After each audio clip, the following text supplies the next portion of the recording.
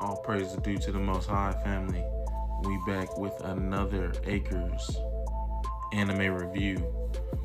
I just finished watching season 8 of, not season 8, episode 8 of season 4 of Shield Hero. And so this one kind of slapped.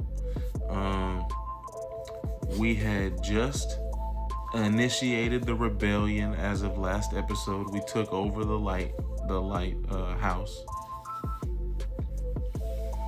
right, and took out some of the Imperial Army, the magistrate, the head security at the lighthouse. And so we celebrated, the victory. You got to keep the morale up. We are starting an entire revolution, so there's definitely more to come. And so basically, we waking up after the celebration. Some of the revolutionaries are still, a little inebriated from the celebration the night before. And now for me trying to get everybody in line, get everybody in check, he said, "Hey man, I thought we was trying to put Raftalia on the throne. Like, what is we doing right now?" And so they get lock in step, right? They get right.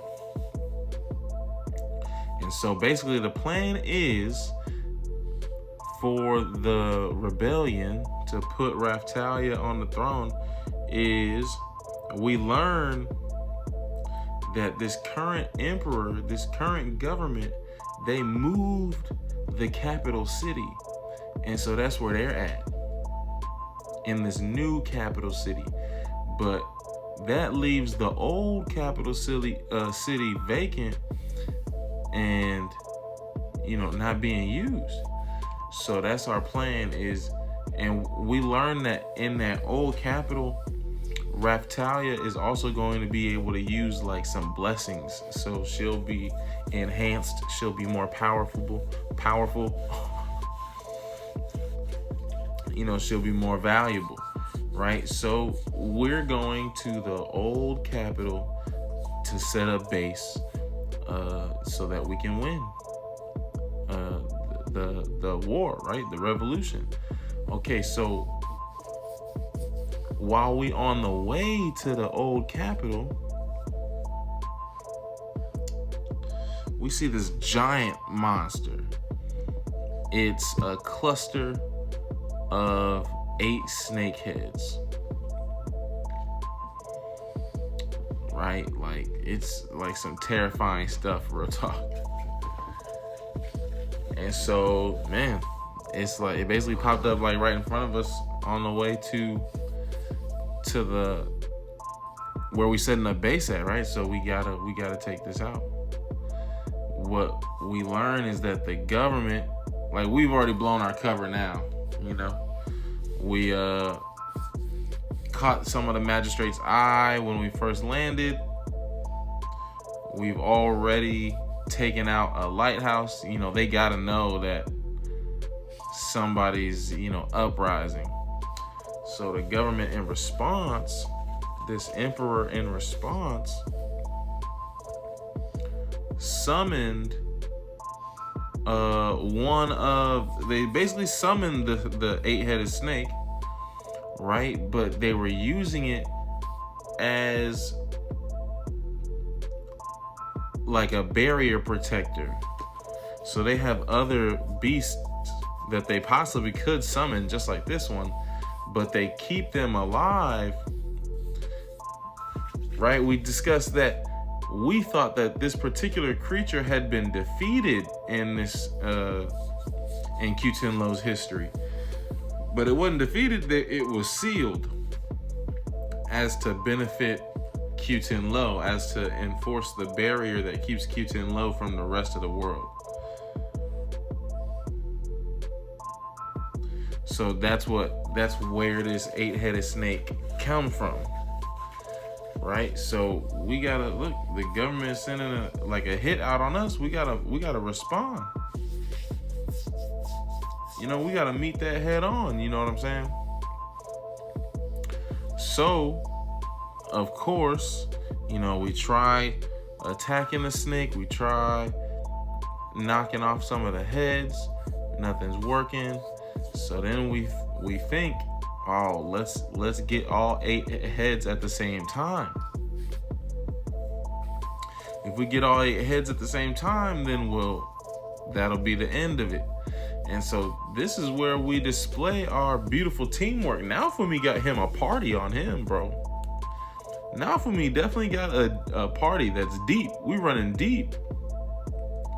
And he's able to run so deep in his party because he's the ultimate assist.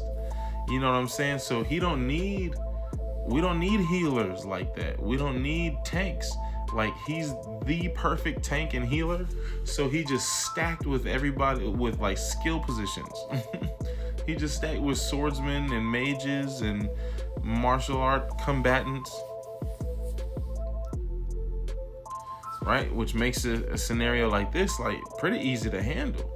Right? So he just give everybody a buff. And then they start doing their thing. Like, wham bap, balloon bap. One thing led to another. And we defeat the 8-headed snake. But then, lo and behold, it started regenerating. And then it came back as a bigger and different colored snake.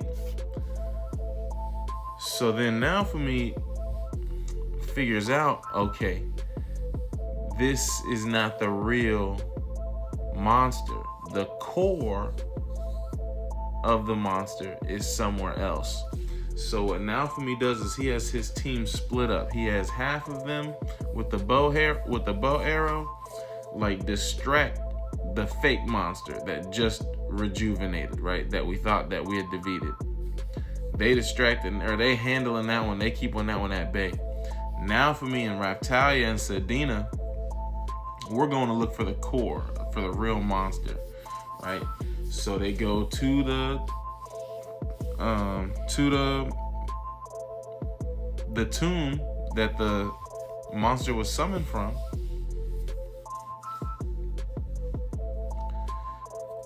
And we square up with folk. I mean, we find him.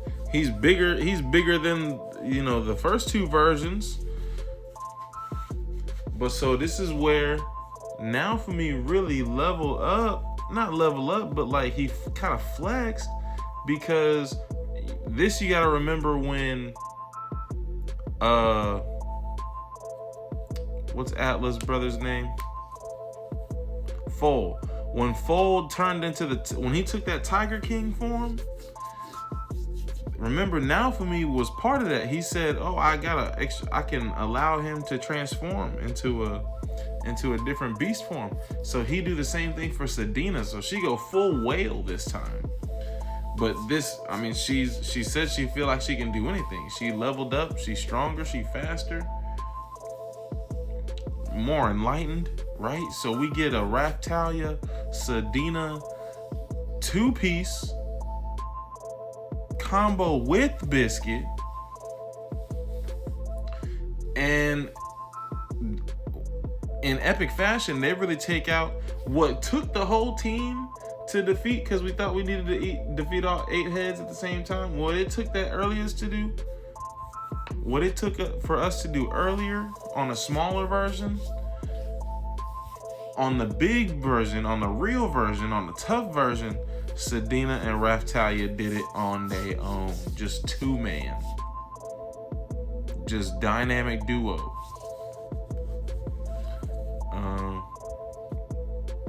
And then we found like a cursed sword that came from I think that was the beast's seal, was the cursed sword. And so old boy's master, the blacksmith, he grabbed it. He said he can't be cursed by weapons, so he gonna prepare that for somebody who's getting a sword. I don't know, it was a big one. It seemed like it was too big for Raphtalia, but who knows? And that was the episode. Peace and love.